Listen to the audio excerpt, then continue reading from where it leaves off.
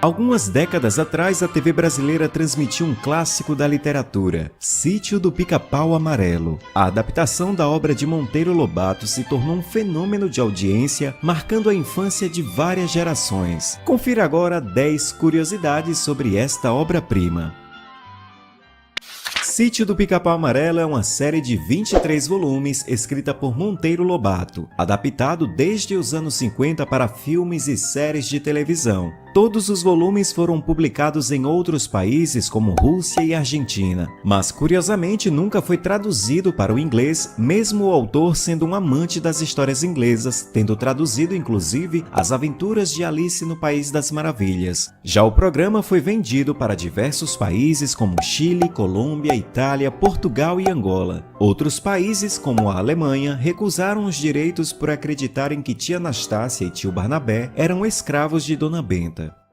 Monteiro Lobato foi um grande admirador de Walt Disney, La Fontaine, Esopo e Irmãos Grimm. Em 1920, durante uma partida de xadrez, seu amigo Toledo Malta contou uma história de um peixe que desaprendeu a nadar e morreu afogado. Isso o inspirou a escrever A História do Peixinho que Morreu Afogado. Este conto deu origem ao livro A Menina do Narizinho Arrebitado, publicado no mesmo ano, que introduziu a personagem Lúcia Narizinho e sua boneca de pano Emília. Em 1931, ele foi reeditado como o primeiro capítulo de Reinações de Narizinho, o propulsor de Sítio do Pica-Pau Amarelo.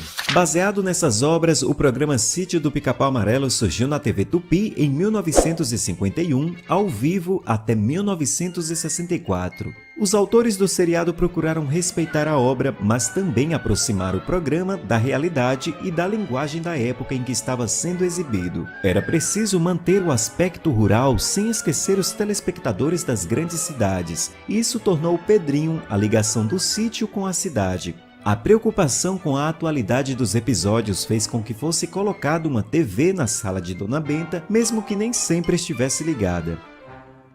Entre 1968 e 1969, o programa foi exibido diariamente pela TV Bandeirantes. Em 1977, a Rede Globo passou a apresentar o Sítio. A série era filmada num sítio de verdade, localizado em Barra de Guaratiba, no Rio de Janeiro, e ficou no ar até 1986. Dela surgiram brinquedos, gibis, trilha sonora e álbuns de figurinha.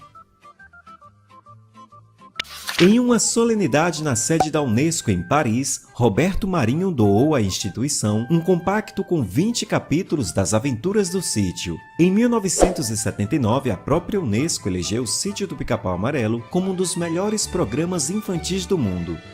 A casa onde o sítio foi filmado em 1977 continua construída até hoje, mas está abandonada e ainda corre risco de desabar. Já as demais casas usadas para a gravação da Rede Globo foram todas desmontadas. Na história, era difícil alguém passar pelo sítio e não encontrar Dona Benta sentada na varanda com sua cesta de costura. No dia 12 de outubro de 2001, começou a ser exibida na Globo uma nova versão do programa. A data de estreia foi uma homenagem ao Dia da Criança, comemorado no mesmo dia.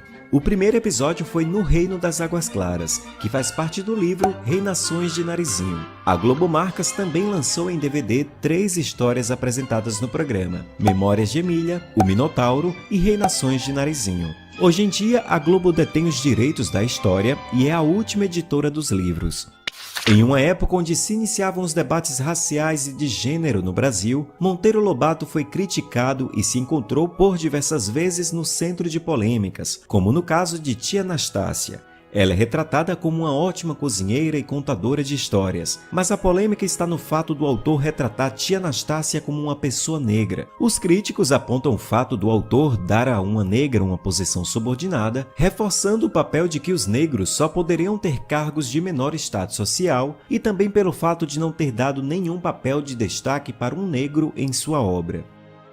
Poucos sabem, mas o Visconde de Sabugosa é um autorretrato do autor Monteiro Lobato. O personagem é mostrado como um cavalheiro um pouco atrapalhado, mas que sempre apresenta uma personalidade mais séria, típica de um sábio. Em uma ocasião, ele ajuda Dona Benta a encontrar petróleo em suas terras, fato que foi retratado porque Monteiro Lobato era um grande entusiasta da exploração de petróleo no Brasil.